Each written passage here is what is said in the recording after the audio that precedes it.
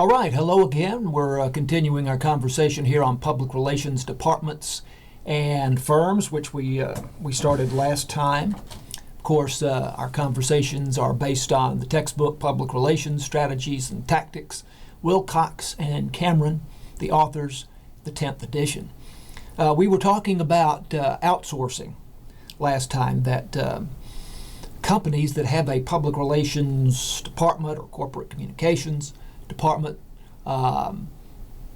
may outsource public relations work to companies that specialize in public relations. So what services might be provided? This, again, there's a long list of these in your textbook on page 106 and 107, and I'm not going to mention all of them, but just the ones that I thought seemed most significant and most important. So marketing communications, this is things that are done to help promote the product. So news releases and feature stories, creating special events, which we've talked about, creating brochures, media tours, where a representative of the company may be interviewed on television or radio, all of those things. Executive speech training.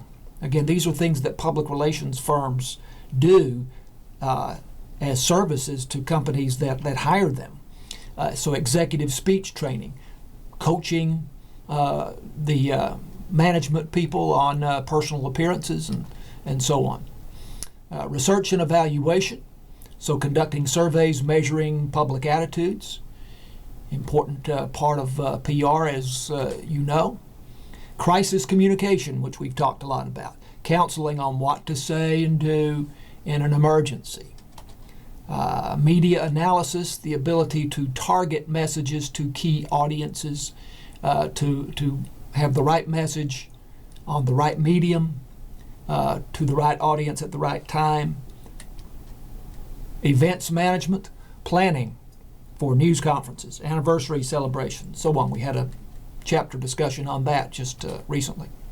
Public affairs, preparation for government hearings, in which background briefings would be prepared to prepare an executive, leadership people to go and testify in front of a congressional committee or what have you.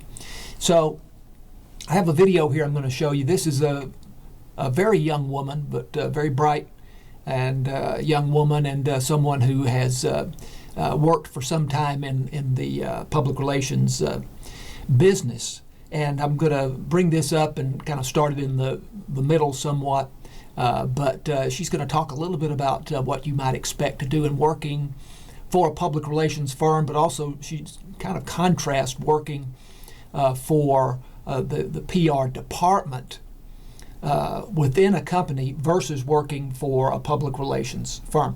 And she'll start out talking a little bit about an internship that she had and then her first regular job.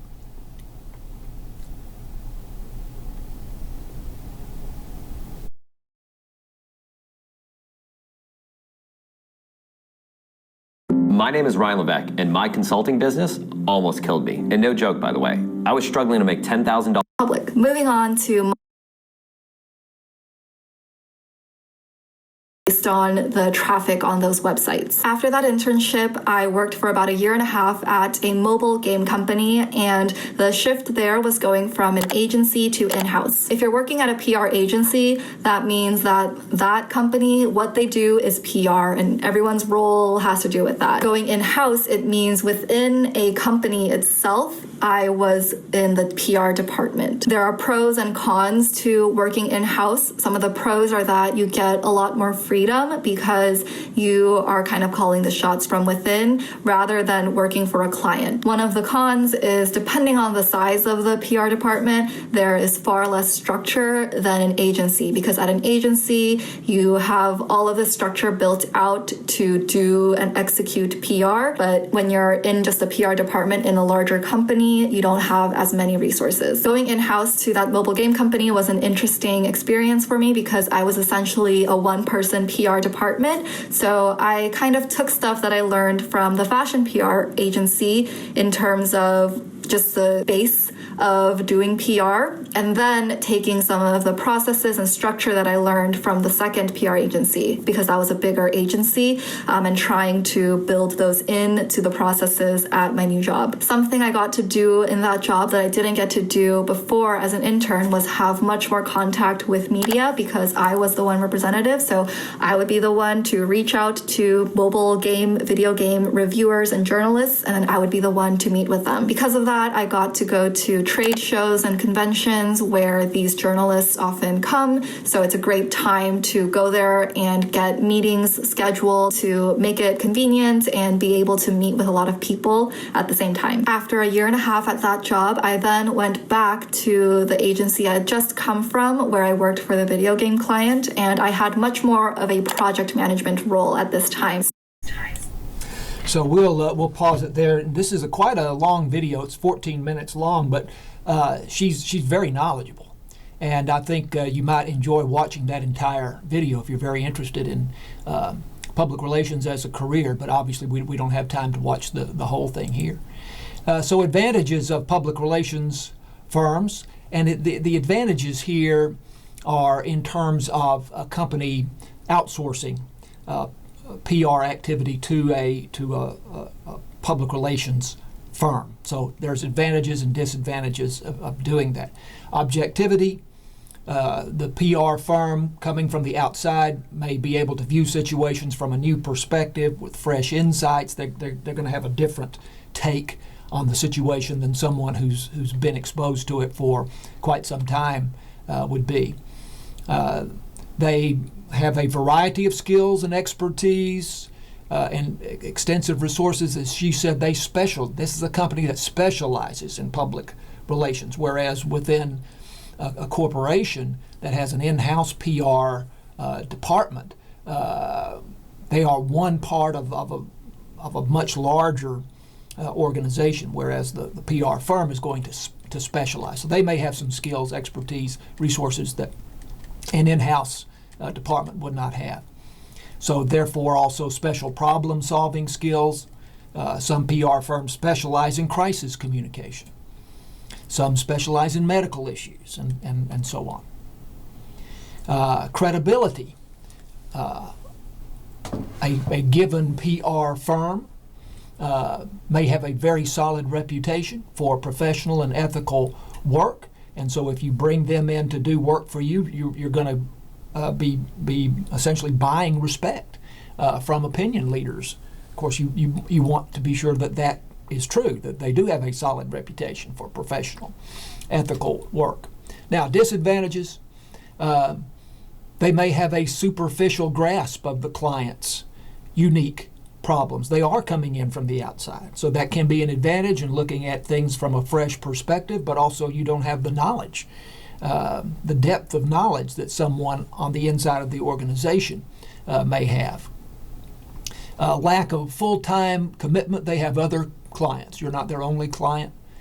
So, are they completely, totally committed to you? Maybe they can dedicate one particular person or one particular team to you, and maybe they will be, but that's a question. There may be a need for a prolonged briefing period. It could be weeks, could be months if it's a very complex thing, and if you have that kind of time, then okay, but in some cases you may not have that kind of time. Resentment by the internal staff. I can imagine this, and so can you, the implication that the existing people within the internal corporate communications office somehow are not up to the job. And so you have to live with that, and how long does that resentment last, and does that create problems long term? The need for strong direction by top management of an outside firm that is brought in. That may or may not be true, but so the question should be asked: Can we turn this over to these folks and not have to worry about it? Or are we going to feel that we have to be providing direction? In which case, maybe it would not be worth it. The need for full information, to provide the outside organization that has been brought in, to provide them with full information, to have confidence that you can do that. You must be willing to level with these folks. Be very honest with them. Are you comfortable with that? So that conceivably could be a disadvantage. The cost may be too expensive. So that then again, maybe not, but it's certainly a question, certainly something to consider, obviously, the cost. And then how fees and charges are handled. There are three common ways. An hourly fee, which would probably be for a fairly small job, and then plus out-of-pocket expenses. A retainer fee, where you think they're going to be continuing for some time and you pay them just a basic monthly charge anytime they're needed. And then a fixed project fee, a particular problem that has come up and you need them to help you with this particular problem. You may not need them 6 months from now or a year from now, but you need them now. And then you would negotiate that fee in advance. So those are ways that the PR firms that are brought in are paid. So that's the end of that discussion, and really this is the final discussion in this particular course. And if at any time I can be helpful to you, whatever that might be, I hope you will get in contact with me either by phone or email or come by and see me. Thanks.